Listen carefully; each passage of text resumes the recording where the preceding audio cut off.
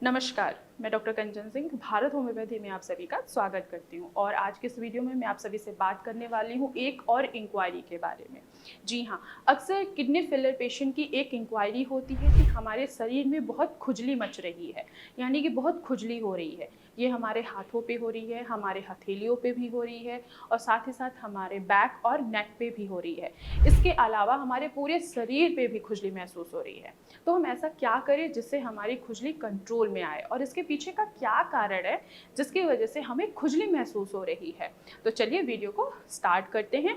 आज मैं इन्हीं सवालों का जवाब देने आई हूँ कि आखिर क्रोनिक किडनी डिजीज पेशेंट को खुजली क्यों होती है। जैसा कि आप सभी को पता है कि किडनी का क्या काम है। किडनी का काम है हमारे शरीर से जितने भी वेस्ट मटेरियल हैं उनको फिल्टर करके यूरिन के थ्रू बाहर निकालना, जैसे कि केराटिनिन हो गया, ब्लड यूरिया हो गया, पोटेशियम हो गया, सोडियम हो गया, फास्फोरस हो गया। ये क्या है? ये एक्सेस हैं।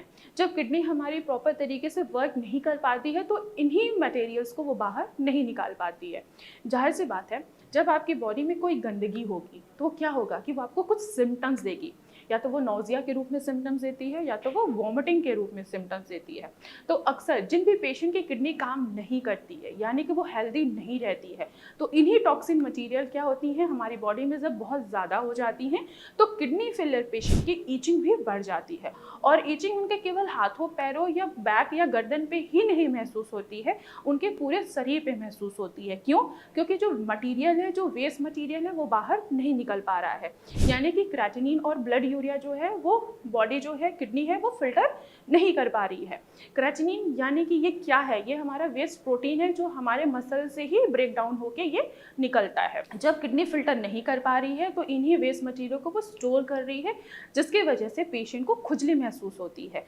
अब खुजली हो रही है, मेडिसिन भी खा रहे हैं, लेकिन फिर भी खुजली कंट्रोल नहीं हो रहा है। इवन कि हम सारी चीज़ें अप्लाई कर चुके हैं, कोकोनट ऑयल अप्लाई कर लिए, एलोवेरा जेल भी अप्लाई कर लिए, लेकिन फिर भी हमारी ईचिंग कंट्रोल में नहीं आ रही है। तो जितने भी किडनी फेलियर के पेशेंट हैं अपनी ईचिंग को कंट्रोल कर सकते हैं। तो कैसे कंट्रोल कर सकते हैं? सिर्फ दो उपाय करके।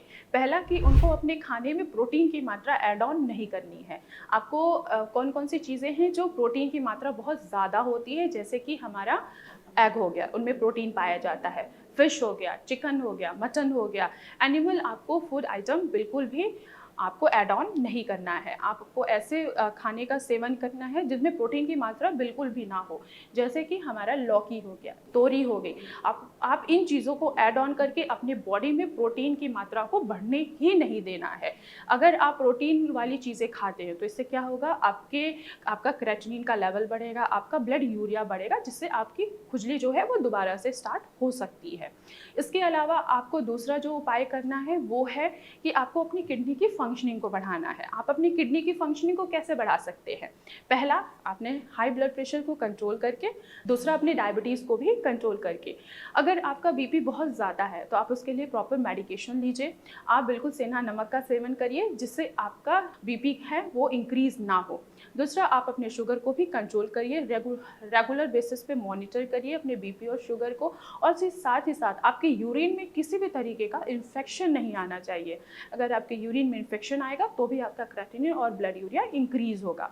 तो आप इन दो चीज़ों को फॉलो करके आप अपने इचिंग को कंट्रोल कर सकते हैं।